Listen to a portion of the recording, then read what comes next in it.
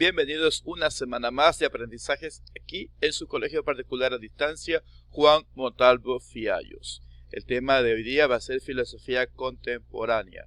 Vamos a observar algunos tipos de comportamientos sociológicos y políticos que se dieron por allá en los siglos XVIII, XIX. Antes quisiera leerles un mensaje de motivación. Una mente negativa nunca podrá darte una vida positiva. La mentalidad con la que tú te propongas objetivos tiene que ser siempre positiva. Lastimosamente hay muchas personas que se dejan derrumbar por cualquier cosa, cualquier obstáculo, y se impiden a ellos mismos verse con un futuro mejor. Y piensan que la vida les ha permitido lo que tienen y sencillamente se quedan estancados en una vida que no resulta placentera. ¿Por qué? Porque la mente la tiene negativa. Y esa mente negativa no nos deja avanzar nunca. Por eso es que nuestra mente tiene que ser positiva y nuestra vida va a ser realmente positiva. Siempre enrumbados y siempre encaminados a no quedarnos con lo que tenemos, no conformarnos, siempre luchar por conseguir lo mejor. Bien, en lo que tiene que ver con nuestro tema del día de hoy, tenemos la filosofía contemporánea. Esta filosofía pues dio inicios ya en el siglo XVIII, y lo importante que quiero que ustedes destaquen es el tipo de vida que se llevó y de qué manera esto pudo de alguna manera aportar a la filosofía de nuestros tiempos. ¿Por qué? Tenemos dos tipos de estatus social. En ese siglo teníamos el proletariado y teníamos la burguesía. ¿Qué era el proletariado? El proletariado era un grupo social totalmente explotado. ¿Y quién los explotaba? Pues la burguesía o el capitalismo. La gente asalariada que no tenía un recurso donde vivir. Sencillamente tenían que verse obligados a trabajar y vender su mano de obra para poder tener un ingreso. Desde ahí empezaron a explotarse.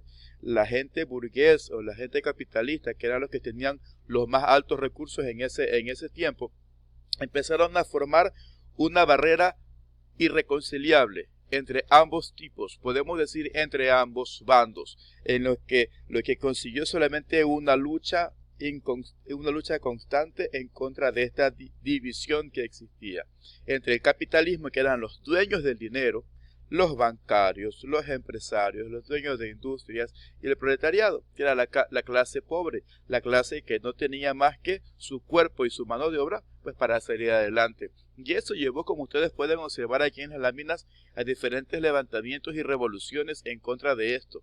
El pueblo ya se empezó a cansar, empezaron a hacer manifestaciones. Miren cómo está aquí, manifestaciones por el trabajo. Era demasiado, demasiada la carga de trabajo que se les empezó a imponer. Incluso ya todas estas personas dijeron que no, que iban a cambiar la mentalidad. Por otro lado, la burguesía es la clase social donde todo estaba de manera política, de manera demagógica, sencillamente viviendo de lo mejor. Pero ¿en base a qué? En base al trabajo que realizaban el proletariado o la gente pobre, donde el que mayor trabajo hacía era el humilde, era la gente sencilla, y los beneficios pues los recibía solamente la persona que empezó a tener dinero en ese tiempo. Como ustedes pueden ver, esta gran empresa, este gran millonario abarcaba a toda la gente y él se lucraba pues de este trabajo. Como ustedes pueden ver en la lámina, mientras el pobre pescaba, el capitalista se llevaba todo lo que él pescaba. Y es que prácticamente eso es lo que sucedía, porque se empezaron a crear créditos bancarios de las personas que tenían más. ¿Y cómo empezaron ellos a tener el dinero? Porque empezó de esta manera. Las personas no tenían para sembrar o para tener sus recursos o para tener su trabajo en su casa con un negocio independiente. Pero el capitalista empezó a ofrecer préstamos de dinero y a decir, ¿cuánto necesitas? Tanto. Pero en prenda, ¿qué pedía? El mismo negocio o las mismas tierras que sembraba, con intereses altos. Por el momento parecía una salida y una ventaja, pero con el tiempo ese interés iba sumándose y sumándose hasta que era impagable, y demandando y haciendo juicio, pues aquellos capitalistas empezaban a ganar todo ese terreno, todo ese territorio o todos esos negocios. Es por eso que tienen la cantidad de dinero que tienen muchas personas hasta ahora. De esa manera, algunos han trabajado, no puedo decir que no, algunos han obtenido sus riquezas de manera legal, pero otros se han servido del proletariado para poder obtener sus ingresos. Como ustedes pueden ver aquí, estás trabajando para enriquecer a otros. Eso es el capitalismo. Uno trabaja y tiene que uno trabajar para pagar una deuda, para pagar un interés, y muchas veces más es lo que se ve en interés que es lo que es la ganancia. Pues así inició la burguesía, y es lo que se conoce ahora como los capitalistas. Por el paso en el mundo se empezó a generalizar lo que era la industria. Esta industria empezaron a perfeccionar algunos de las fábricas y algunos de las herramientas de trabajo. Ya empezó a verse una empresa manufacturera mucho mejor, empezaron a mecanizarse muchas más fábricas, que lo que hacía era ir desplazando más la mano de obra. ¿Por qué? Porque a los dueños y capitalistas les convenía mucho más tener una máquina que se le da mantenimiento que pagar a un asalariado.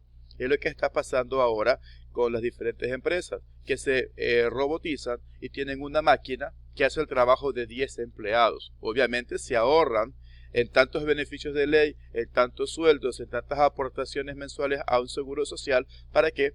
Para evitarse. Por ejemplo, les digo un caso, no quiero polemizar ni mucho menos, pero en algunos de estos llamados bancos que ustedes encuentren en diferentes partes del país, ¿verdad? Con una denominación bancaria. Esta persona podría ser un individuo el que esté trabajando ahí. Sin embargo, esta máquina reemplaza y evita la cola, evita que la persona esté en un banco haciendo una fila, evita el gasto de ese cajero, de 2 cajeros, de 3 cajeros, que tiene que obviamente utilizar su inteligencia, sino que ya utilizan inteligencia artificial y son ellos los que se llevan el mérito, por decirlo así. ¿Y qué sucede? Que una máquina solo se le da mantenimiento cada 6 meses y no hacen un solo gasto, mientras que una persona pues tiene que darse beneficios de ley, seguridad social, medicina, permisos, vacaciones, 13º, 14º. Entonces para muchos es mucho mejor utilizar una máquina que a un empleado. Por esa razón, como ustedes ven aquí en la imagen, el capitalismo lo que hace sencillamente es exprimir al obrero, de tal manera que todos los demás trabajan mientras él está bien sentado y lucrándose de todo lo que puede obtener.